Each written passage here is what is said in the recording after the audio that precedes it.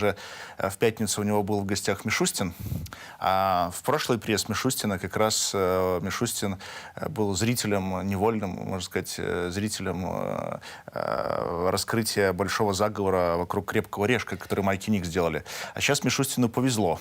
Он как-то вот не попал в число зрителей, первых зрителей, которые бы услышали историю о том, что вот раскрыли такой заговор, который организовал Байден, еще какие-то лица ЦРУ, ФБР, который вообще занимается ФБР, внутренней политикой США, но Лукашенко это, видимо, одно и то же, все вокруг. Ну, напевно, Лукашенко просто глядзіць амерыканскае кіно і гэта ў яго на слуху. Я не ведаю, увогуле, яшчэ раз сказаць, мы размаўляем сёння, вы палітолог, але не ведаеце, гэта тут пытанне тое, што кажа Лукашенко, увогуле да палітолага. Это к медикам, это, конечно, к психиатрам, к врачам, которые должны дать соответствующую оценку его последним действиям, заявлениям, потому что у человека мнительность очень высоко развита, и какая-то теория преследования, заговора.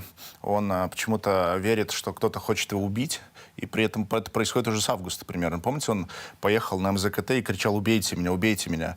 Потом он кричал, что его кто-то хотел убить, какое-то покушение на него готовили там в рамках дела Чаушеску или что-то такое было. Сейчас снова у него эта история. Видимо, это весна еще возникла, и какие-то другие проблемы возникают, финансовые, скорее всего. Это тоже как-то бьет в мозг ему, и он пытается вот таким образом продемонстрировать своему окружению, в том числе, и, может быть, и в Москве, что вот есть какая-то теория заговора. И Лукашенко сознательно эту провокацию организовал в Москве. Это провокация, на мой взгляд, спланированная белорусскими властями заранее.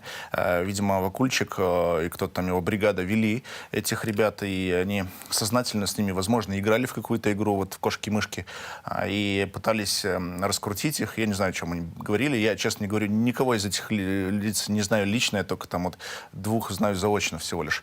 Поэтому то, что эти люди что-то обсуждали, но это их право обсуждать, не обсуждать. Конечно, я против любых заговоров. Самі яны ні да чого не закликаюць. Па сутнасці, ёсць правакатары, якія да нечага закликаюць, а ты сядзіш і робішся таким маўклівым суразмоўцам, але цябе вінавачваюць пры гэтым у нейкіх справах. Абсолютно верно. Вот даже вот здесь за столом вот какой-то показывают видеоряд, где участники какого-то там заговора, Федута с вилкой сидит, видимо, это то самое оружие, которым планировали что-то совершить.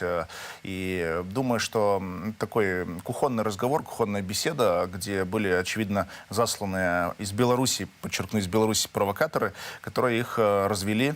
И вот до момента этого выхода фильма было известно, что в Москву на эту же, вот, видимо, спецоперацию присылали и других, или хотели зазвать других лиц. Вот и Ольга Карыч говорила, что ее кто-то тоже зазывал на какие-то ток-шоу, не называя даты, сказали: срочно приезжайте на какую-то важную встречу, чуть ли не переговоры с Путиным.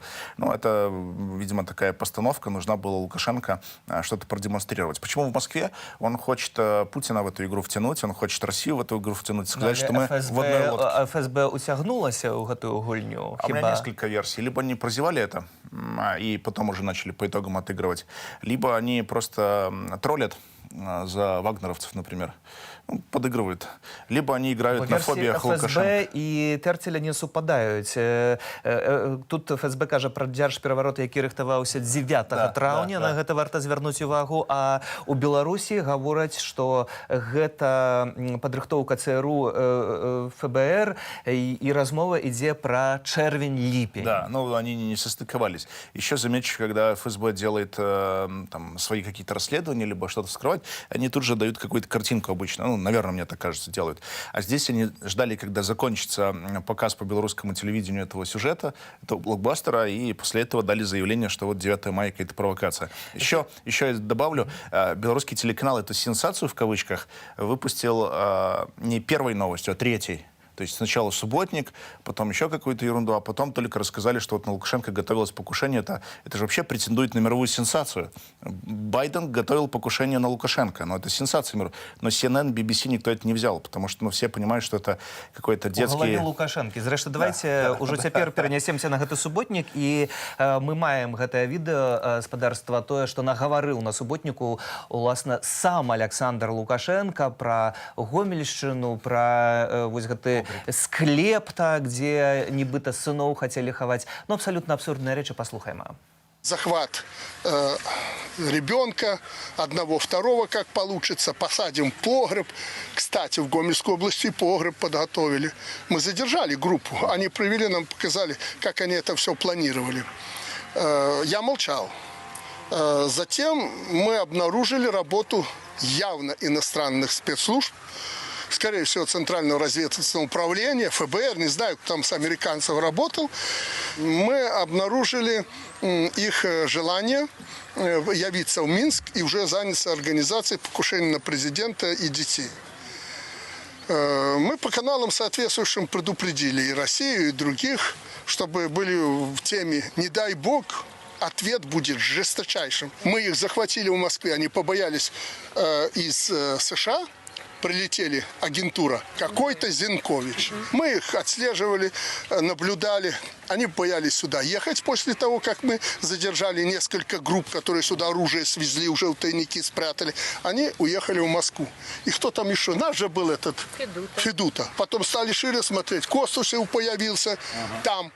В меньшей степени он в Москве не был. Мы вышли на него здесь. И ряд других.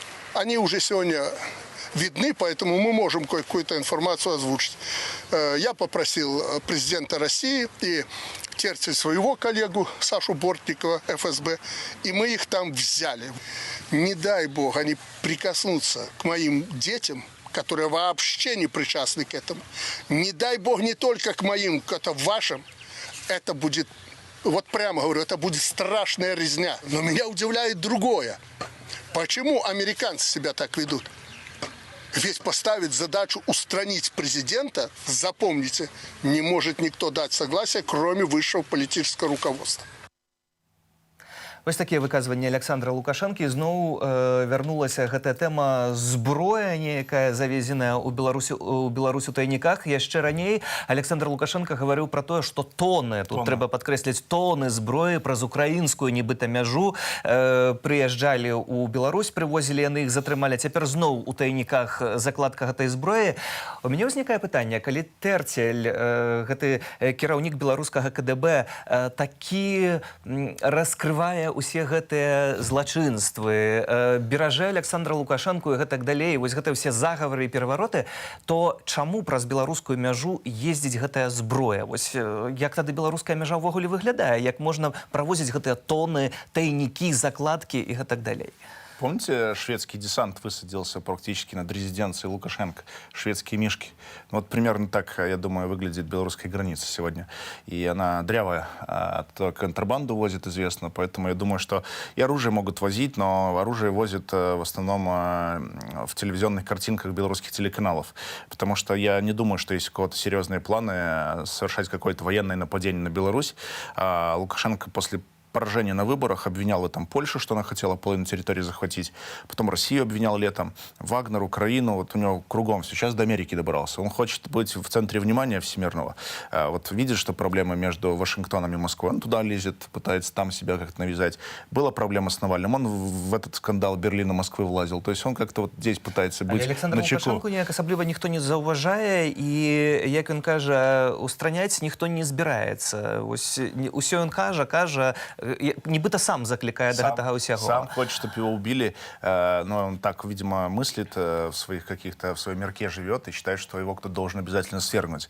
Он никому не нужен, никому не интересен, его воспринимают как шута. Даже в России его воспринимают как шута исключительно, и не более того. Его серьезно никто давно не воспринимает, этого человека. Он давно заврался, и все его вот эти постановки, это больше такие сюжеты, которые вызывают улыбку у экспертов, у журналистов российских, они смеются с этих всех постановок. Ну, то есть это очевидно, что так и есть. Я думаю, чиновники российские тоже смеются над этим. Помните, когда Пескова попросили прокомментировать пленку, которую Лукашенко передал радиоперехват Майка и Ника? Ну, Песков попросил... Зрэшты, гэту сітуацыю таксама прасілі каментаваць Пескова. Ён адмовіўся ад каментара, сказаўшы, што гэтыя людзі, которых затрымалі, у прыватнасці Зянкович, Федута ці Кастусёў, яны не маюць ніякага дачынення да Кремля, па гэтаму каментароў тут не будзе. Але з іншага боку, Кремль увесь час ўсё ж таки падтрымлівае Лукашенко. Да, это такая политическая игра, поддерживать его на официальном уровне. И даже вот на силовом уровне мы видим, что есть некоторая поддержка и попытка показывать, что Беларусь — это для России важный стратегический геополитический регион. И так, я думаю, Кремль будет дальше видеть, несмотря на то, кто будет там главой государства, Лукашенко или кто-то другой. Но мне кажется, что сейчас вопрос стоит уже об каком-то ином этапе развития двухсторонних отношений. В частности, визит Мишустина, я думаю, был не случайен. Там, вероятно, все обсуждали дорожные карты, которые планируют подписать. И в этой ситуации здесь есть определенная, на мой взгляд, проблема для Кремля, потому что Лукашенко нелегитимен в Беларуси, и любая его подпись может вызвать неблагоприятные последствия для российско-белорусских отношений. Непонятна реакция общества, какая может быть в случае, если Лукашенко что-то будет подписывать, тем более, если это может грозить белорусскому суверенитету. Поэтому мне кажется, что у Кремля такая двоякая позиция. Да, он загнан в угол, и с ним можно делать все, что угодно. Але з іншого боку, його признали. Признали, но бумаг-то никаких с ним больше никто никогда еще не подписывал с тех пор.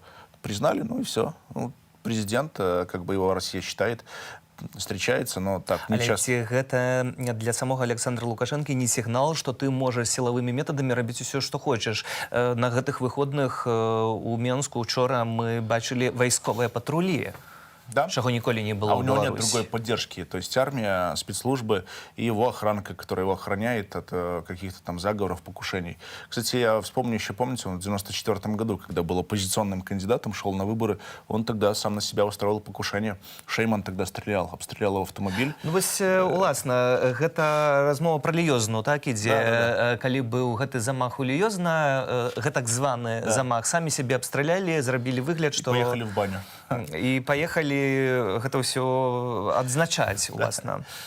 Цяпер ізноў гэта ўсё выходзіць. Давайте паслухаем кіраўніка беларускага КДБ спадара Церцеля, што ён таксама заявіў. Участники данной группы детально спланировали и приступили к практической реализации замысла по физическому устранению президента Республики Беларусь и членов его семьи, организации вооруженного мятежа с целью захвата власти насильственным путем. Мы обратились в Федеральную службу безопасности Российской Федерации, при содействии которой Зинькович и иные причастные лица были задержаны. В отношении задержанных Комитетом государственной безопасности возбуждены уголовные дела по соответствующим составам преступлений. Ось Іван Церцель, старшыня КДБ, тут раскрывае адно за другім злачынствы. Тут ужо жарты ходзяць па інтэрнэце, што за год гэты Церцель раскрыў столькі ўсяго, што нават хіба вайсковага звання такога няма, якое можна яму даць. Да, и вполне можно эти все боевики, которые не сняли триллеры, подавать заявки на какие-нибудь кинофестивали. Может, Оскар дадут или еще что-нибудь, вполне допускаю. Яшчэ адзін вельмі важны момант, бо хіба Злучаныя Штаты тут з'яўляюцца не толькі пасля таго, як Байден паразмаўляў з Пуціным па тэлефоне, і Лукашенко гэтым ізноў карыстаецца, тое, што вы кажаце, ён заўсёды спрабуе быць у гэтай струе. Але тут яшчэ іншы момант. 26 красавіка Злучаныя Штаты маюць прыняць рашэнне па санкцыях у Беларусі, па Беларусі, і гэта можа быць вельмі сур'ёзна для гэтак званага афіцыйнага Менску. Ці вось гэты амерыканскі вектар, гэта не тыя санкцыі, і не трэба набіраць зноў чарговых закладнікаў, каб потым іх прадаваць за гэтыя санкцыі, бо ўсё ж такі спадар юрыст Юрась Зянковіч гэта амерыканскі грамадзянін. Да, я думаю, что белорусские власти пытаются, может быть, заложников брать. Я, честно, не понимаю, зачем они пошли на обострение с Америкой сейчас, устроив эту провокацию, вытянув американского гражданина в Москву и белорусского гражданина. Но думаю, что это какая-то недалекая игра, потому что вот Фишер, посол, она вот на днях вчера, по-моему, выпустила интервью, и она сказала, что она ждет белорусскую визу. Она хочет приехать, видимо, в Минск и грамоты даже, может быть, вручить. Но в этой ситуации вручать грамоты человеку, который обвиняет президента США в о подготовке на него покушения, серьезное обвинение. Я думаю, что Фишер до Минска так и не доедет, мне кажется. И вообще это означает, что отношения с США будут дальше подморожены, а санкционный пакет, думаю, очень сильно маячит перед Лукашенко. И, кстати говоря, отчасти для России это выгодно ведь, что вот он в изоляции полной. И, да, он и будет дальше в изоляции, он ни с кем, кроме Москвы, контакты иметь не будет. Даже Китай от него отворачивается, не хочет с ним иметь никаких дел, он токсичный. Вот только губернатор российский. Вот он съездил к Алиеву, денег хотел, но, видимо, там больше надо было ему еще как-то себя показать, что даже с ним какие-то президенты встречаются. Но он там скандал устроил дипломатический, фактически поругался со страной ДКБ Армении своими заявлениями, то есть спровоцировал очередной скандал. То есть человек скандальный, токсичный, и с ним Беларусь не имеет никакого будущего, никаких перспектив. Еще я добавлю, вот тут прозвучало про 9 мая. Почему эта дата именно всплыла? Мне кажется, что Лукашенко боится любых сейчас манифестаций в Минске, абсолютно любых, по любому поводу. И, может быть, это сознательно было вброшено, что 9 мая кто-то что-то планировал сделать. Это будет, может быть, основанием для белорусских властей отменить парад, по финансовым соображениям и не только. И, может быть, вообще все мероприятия массовые отменить в Минске, запретить их 9 мая. Потому что Лукашенко боится, что если вдруг 9 мая выйдут граждане, жители Беларуси, на свой парад Победы и отпразднуют его без участия Лукашенко, то он боится этого. Он боится, что вновь выйдут сотни тысяч людей, а он понимает, что в Минске у него поддержка стремится к нулю. Уласна, ці тут, калі разглядаць, яшчэ вярнуцца да амерыканскага вектару, ці гэта не гульня Москвы таксама, калі зараз абвастрыць адносіны паміж Менскам і Вашынгтонам, то і не трэба гэты амбасадар у Менску, Москва таксама не надта хоча яго бачыць. Я думаю, тоже может быть такая история, и Москва в этой истории могла подыграть ему, Лукашенко, что раз, смотри, заговор там у тебя, а он же мнительный человек, он может вот реально поверить, что вот, оказывается, заговор раскрыли. Ну, вот такое допускаю, да, и в этой ситуации, но только в этой ситуации содержание Беларуси все-таки выпадает на плечи Москвы. И, конечно, это затратная история. Александр Лукашенко увесь час нешта анансуе, увесь час кажа, што будзе цікава, увесь час нейкія робіць такія заявы, вось-вось вы пабачыце і даведаецеся, і вось зноў чарговы анонс прынцыповага рашэння. В ближайшее время я принял решение, мы его сейчас формализуем, и я его озвучу.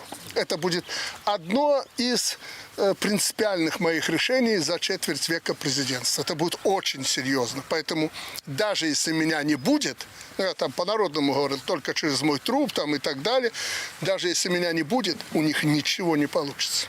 Я принял решение, сейчас мне надо его формализовать. Это будет, скорее всего, декрет президента. Нейкі дэкрэт Александр Лукашенко рыхтуе і падкрэслівае, што нават калі мяне не будзе, то у вас нічога не атрымаецца. Што гэта можа быць за дэкрэт? Я думал об этом вчера, когда вот вышло это вот первое заявление, и уже когда это разоблачение показали, я думаю, что речь идет о гарантиях для Лукашенко, его семьи, его окружения. Он хочет закрепить законодательно на каком-то уровне гарантии для себя и для своей семьи. Он очень сильно болезненно переживает, что в случае его ухода с его семьей расправиться, как расправились с семьей Каддафи и там, других авторитарных диктаторов, таких известных. Лукашенко много раз про это говорил. И на съезде выступал, когда вот у него был Всебелорусский народный съезд в феврале. И сейчас он об этом напоминает, заикается. То есть он даже через парламент, видимо, это не хочет проводить, потому что нет закона, насколько я помню, который бы гарантировал, давал какие-то гарантии особые. А когда он выступал в феврале, он говорил, что я уйду только если мы закрепим законодательно какие-то особые преференции, гарантии для меня, моего окружения и всех, кто сейчас со мной работает, чтобы ни один волос их с головы не упал. И то, что Лукашенко говорит, даже если меня не будет, он, видимо, предполагает, что время его уходит, он рано или поздно уйдет. Может быть, и там, он так может случиться, что он на следующей неделе уйдет в отставку. Мы же не знаем, что он там, о чем он с Мишустиным говорил и о чем он будет с Путиным беседовать. Потому что Лукашенко для Москвы токсичная фигура, он ничего не выполняет, и Москва тоже заинтересована в его скорейшем уходе и в проведении новых досрочных в Беларуси президентских выборов. Але Москва зацікаўлена у правядзенні датэрміновых выбараў і пасадцы зноў жа свайго свайго хіба кандидата? А это уже вопрос другой. Это уже вопрос второй серии вот этого всего спектакля. Это вопрос первый, как добиться так, чтобы Лукашенко покинул свой пост, а при этом это не привело к какому-то кровопролитию гражданской войне, которую он развязал в прошлом году. Благо, что сейчас протесты остановились. Но этот человек, когда уже заикается о гарантиях для своей семьи, я думаю, что он думает о том, какое он место займет. Не случайно он в Александрию ездит. Вот поехал, сегодня на какой-то лавочке там сидел, фотографию Эйсмонт опубликовала. Он, думаю, что у него такое уже возвращение к истокам идет. Возраст, возвращение к истокам. И вот он там хочет, видимо, в своей деревне осесть, когда будет уходить с власти. Ну, гэта Ганна Канапацкая говорила про тое, што яму трэба даць гаранты, каб ён пасяліўся ў адной са сваіх рэзідэнцыяў і гэтак далей. Але хіба гэта было яшчэ да тых крывавых падзеяў? Калі ўсё гэта здарылася, то беларусы сёння жадаюць суда. Тут размова не пра крывавую расправу, размова пра дэмакратычны суд. Но Лукашенко хочет отделаться простым способом. Он хочет, чтобы его убили, как он говорит постоянно, да, об этом, и вот даже эти все постановочные сюжеты.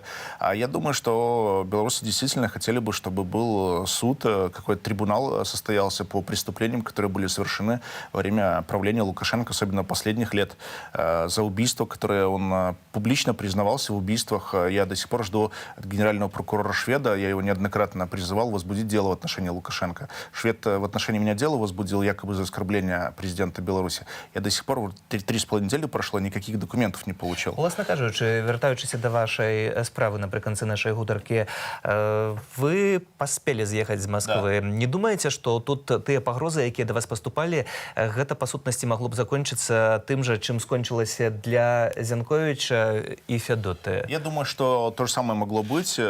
Я сразу скажу, что вот во всех их переговорах я не участвовал и даже о них ничего не знал. Я предполагаю, что они могли против меня какую-то подобную провокацию готовить. Ну, даже на основании возбуждения уголовного дела могли также в центре Москвы похитить. Вот там, как выяснилось, 12 человек приезжало в Москву. 12 человек приехало из Минска, сотрудников КГБ, вчера ОНТ об этом сообщила, похищать или выкрадать этих людей, которые там оказались. Я думаю, что против меня готовили ту же самую провокацию и какой-нибудь там сериал «Манкурты», там, 5-я, 6-я серия и так далее. Лукашенко по-прежнему хочет продемонстрировать миру и себе лично, что есть какой-то российский вектор, который его пытается свергнуть. Он же до выборов говорил, что будет с востока и запада качать. И он все постоянно вот это балансирует. Плюс эти все белорусские вот телеканалы постоянно гнусные какие-то выпускают новости, что какие-то российские олигархи хотят Лукашенко свергнуть, мешают развиваться двусторонним отношениям. Но вот он постоянно жалуется.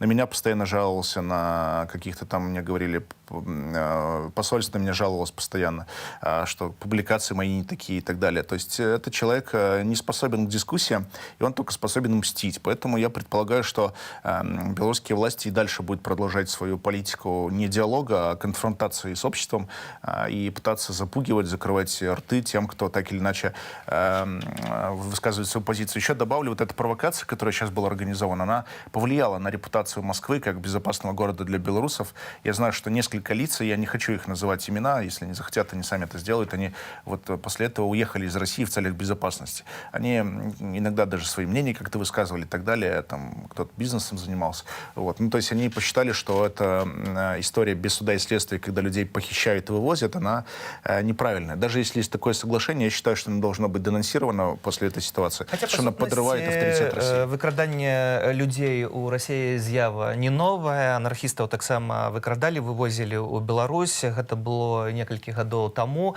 Гэта вяртаецца ізноў. Вы шчасліва змаглі выехаць з Расіі і не быць затрыманым. Дзякуй вам за гэтую размову. Таксама вельмі важна, што ва ўсёй гэтай сітуацыі людзі, якія маюць хоць нейкі розум, вось ва ўсе гэтыя серыялы ад Александра Лукашэнкі і ягоныя расповеды проста не вераць, а успрымаюць з усмешкай. Шкада, што ва ўсёй гэтай усмешцы толькі ёсць рэальныя лёсы, як спадар Зянкович, спадар Фядута, спадар Рыгор Кастусёў і іншыя палітычныя вязні, якіх у Беларусі больш за 300 асобаў. Палітолог Дмітрый Балкунец мяркуе, што будзем яшчэ сустракацца, бо Александр Лукашенко